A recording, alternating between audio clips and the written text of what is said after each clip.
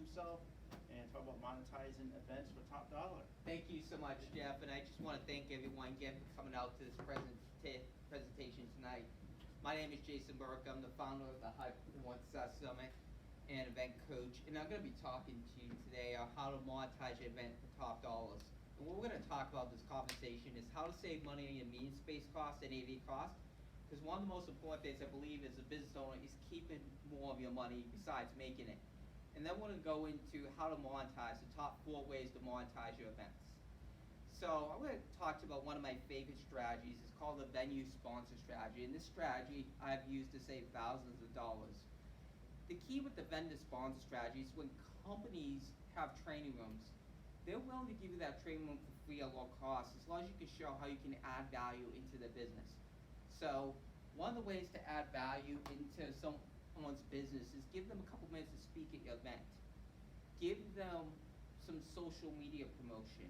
Give them some exhibit space. Interview them on your podcast, your television show, your email database. And one of the reasons you do that is because you're adding value into them.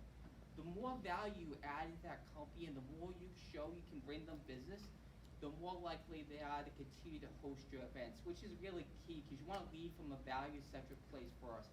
How can I add value? How can I drive business to them? How can I give them more exposure? Maybe you have a connection or two that you can connect them with. This is all ways to add value, especially when you're starting out in events or you don't have a real budget behind you. It's a great way that will save you thousands of dollars, and I've done it a lot in the Las Vegas market. Even tonight's event is an example of that very strategy. So one of the things I'd like everyone to do is you can make a list of 10 companies that you can reach out to in your space that you want to host the event or you want to negotiate to how you can host the event with them and how you can add value into them. Because it's a great way for you to start out hosting your own events and building your own brand. One of the things I want to talk to you about now is how to save money on hotel meeting space costs, because those can be really costly. So I want to give you some tips. When you're holding your own workshops, summits, events, even networking events, make a list of 10 hotels you want to hold events at. And I want you to ask the following questions. 1, what are the slowest days of the week for each hotel? And the reason you ask that question is because on the slowest days of the week, you're going to get the most discounts on meeting space, AV cost, food and beverage. You might even get what I call free sleeper rooms because you're driving business to that hotel on days that are not busy. And when you're driving business to that hotels on days that you're not busy, you're more likely to get discounted pricing because you're bringing people to the location where those rooms will be staying empty. That's one way. There's another way called the food and beverage minimum. You want to ask, what is the price of the food and beverage minimum to get the meeting space for free? And then you want to compare the two quotes. And the reason you want to do that is because sometimes the food and beverage minimum is cheaper than the meeting space. And the reason for that is the hotels want to drive that business to the catering department, so they'd rather you pay the food and beverage minimum than pay for the meeting room rental alone. I've done over a couple hundred events in Vegas. I've seen instances where the meeting room rental is more than the food and beverage minimum. And by comparing the two quotes, you'll save money because you go, which is the cheapest on that. And I want to share with you one of the landmines to avoid. It's called a hotel room block. And not avoid, but what I call manage. There's 2 ways, because I learned this lesson the hard way in 2018. We did our first summit event in Vegas, and we had to pay $7,000 on used sleeper rooms. And that was not fun. I will tell you that from personal experience. It was not fun at all. But one of the things we learned from this is how you avoid stepping into that landmine. 1, if you're going to have the room block, have what I call it expire within 30 days prior to the event, and have it written into the contract that you're not responsible for the unused sleep rooms that the hotel can't sell or move. This will remove the liability of you having to pay that cost. That's one way. The second way you want to be aware of that is very simple. You want to have no room block, but have a discounted price, a discount code, that they can use the discount code to book directly through the hotel, but the hotel continues to sell the sleep rooms to first come, first serve, so you don't have room block, but your guests get the benefit of getting a discount on the sleep rooms without you having the liability as a company of having to pay for unused sleep rooms. So those are 2 ways to avoid the hotel room block and the cost that can come with that, because if you make mistakes like that in the wrong hotel, in a 5-star hotel, you could be looking at $10,000 of unused sleep rooms that added on to your cost that will reduce your profits. Now, one of the things I want to talk to you about is how to reduce your AV cost, and I want to go over some basic things before I give you a formula on how to cut them by 30 to 50%. One of the ways is, we all like Wi-Fi, we have it in Starbucks, we think, why is it free in the hotels? Because it's a secure connection. But what they do is they charge you per connection. And they charge you per connection because on each connection you have, so understanding how many people need the Wi-Fi for your organization, what meeting rooms they need it for, and what they don't need it for, will save you money, because if you give them a range, they're going to bump you up because they have tiers. They start at anywhere from 25 and go upwards of users. And they bill per tier, so you have to know that, because say you need Wi-Fi for 15 people, but you give them a range and say, oh, we may have 15 to 30, and they bump you up, and now you're paying more money. That's something that will save you money, because that can get expensive depending on who needs the Wi-Fi on your team, if you're going to have your audience need it. Another cost that you want to cut down and be aware of is called labor. Especially this gets into when you're doing your summit events, you're doing your conference events, you're doing your bigger events, you'll have technicians in the room. And technicians in the room, they'll charge you on an hourly basis. And you know how you get by that really is if you have them set up or break down after midnight, it's time and a half for each technician. So if you have 5 or 6 technicians in the room and you're paying time and a half, that's going to add up really quickly. If it's a holidays, it's 2x. Knowing that and being aware and coordinating that with the AV company on when they're setting up and breaking down to make sure you're not paying that extra charge is a big deal. Because if you have a big event and you have to have 5 or 10 technicians, that extra 0.5% or double can really matter to your profits and really drain your profits. So you want to be aware of that. Now I want to give you a formula on how to reduce your price by 30 to 50%. And there's 3 steps to this process. One of them is you want to sell the vision of your bigger conference. Now, if you're a solopreneur or an entrepreneur and this is your first conference, you want to use what I call name dropping, some bigger celebrity influencers, some bigger companies and brands that are associated with you, because that will give you more credibility. Because a lot of AV companies will give you discounts and breaks on small to medium-sized conferences if they think they have the opportunity to win the bigger business on the bigger conferences. So the key to this is, one, you've got to identify the top 3 to 5 areas you want to ask for discounts and concession before you get on that call. And you got to control that conversation, you know how, because you're either getting the connection through the hotel, so you can control when the meeting happens, or you're calling them directly.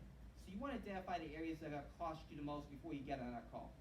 Second, once you get on that call, you want to be able to sell the vision of that bigger event, because if they're buying into that bigger vision, they get a chance to bid on the event. Now, you have to let them bid on the event with transparency. But if you let them bid on the event and you can sell them on that vision, you're going to get discounts. But that's only one part of it. You have to sell that vision throughout the process. Another part of it is you have to build what I call rapport. Rapport with relationships. So if you're a solopreneur, I highly suggest studying disc profile, learning different personality types. Like executives typically like to win, control, proof of concept. Like a director would be a good example. Richard Branson likes to have lifestyle. Just some examples of personality types so you know who you're speaking to and how to tailor your message. If you have a whole team behind you, typically you want to have someone that's interfacing, that's people friendly, and then have someone that's good with the numbers to make sure you're getting the discounts and building the rapport, which is the second step. The third step is knowing situations that will give you leverage.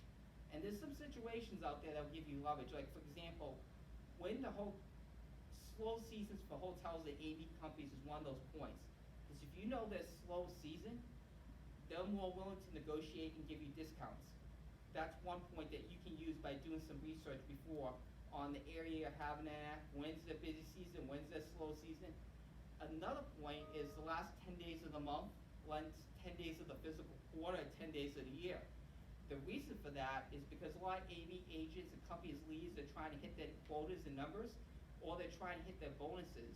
So if you can sell the vision of them getting a bid on the big event and help them hit their numbers, and if they're giving you a discount, that's a win for them because it's helping them achieve a goal. Why they're selling to the bosses of why they have a chance to build on that bigger vision. And companies that may be a little disorganized, for example, like an AV company that gives you multiple quotes from multiple people, taking the lower quote and starting your negotiation from there.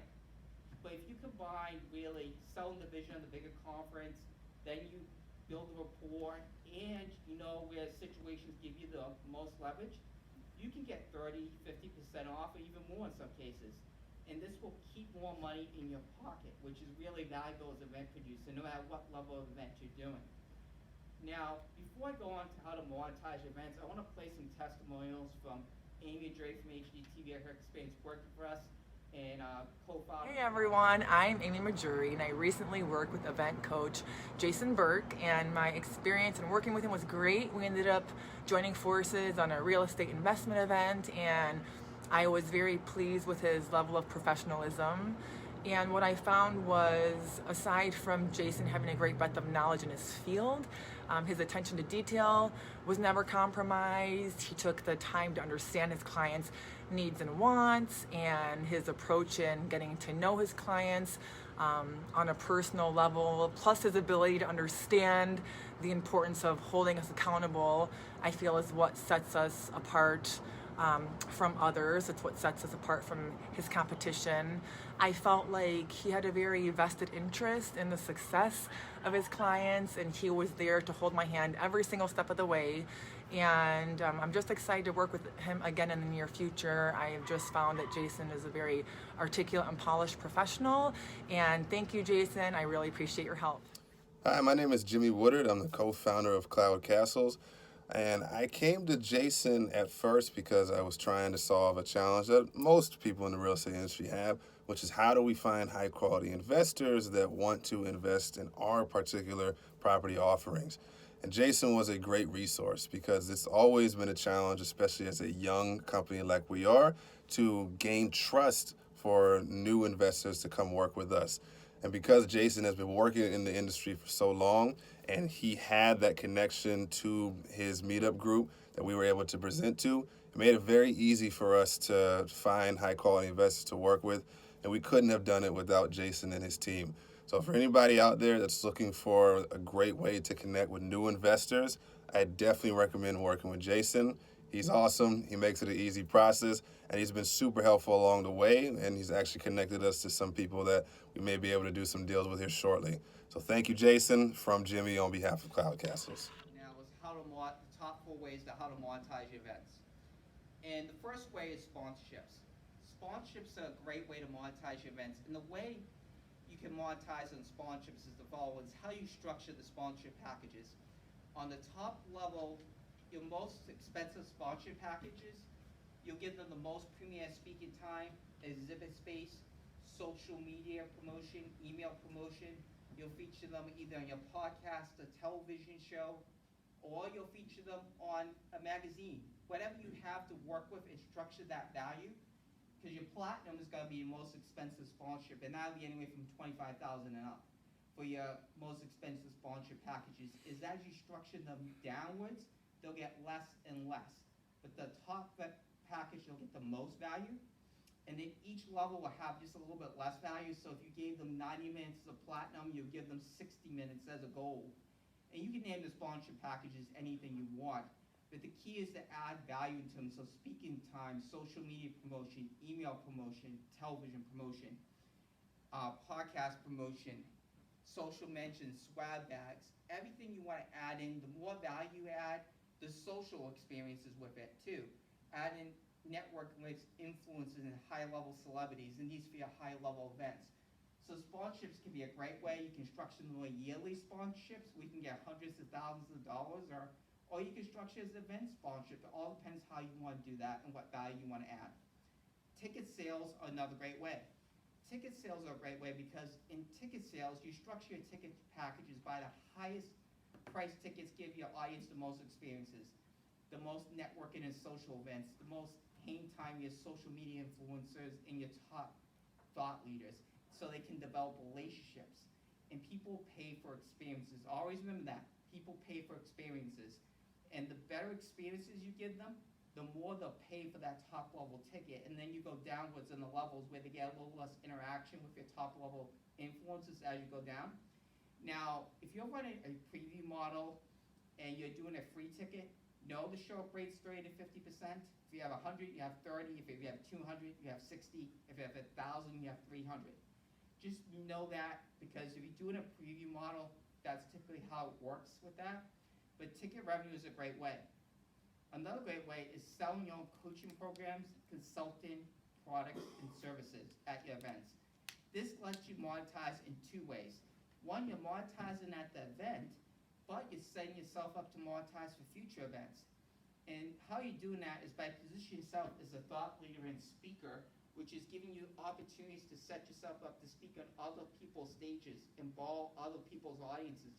This is where you grow your database. So not only are you making money on that one event, you're making money, setting yourself up to make money on future events. So it's really a twofold. You're making money on the initial event, and you're setting yourself up for additional paydays. Last way, have other companies offer their products, services, consulting, and get an affiliate commission for it. Because you're providing a platform for them to get their message out to your audience. And you'll get paid for that. Now, I will say this. Know when you're going to get paid out, because every company is a little different. Some will pay out in a couple days. I've seen companies not pay out for 45 days after the event's over. It depends on their refund policy. So be very clear and specific and have it in writing when you're going to get those commissions in, which is really valuable. And that is really the top 4 ways to monetize your events.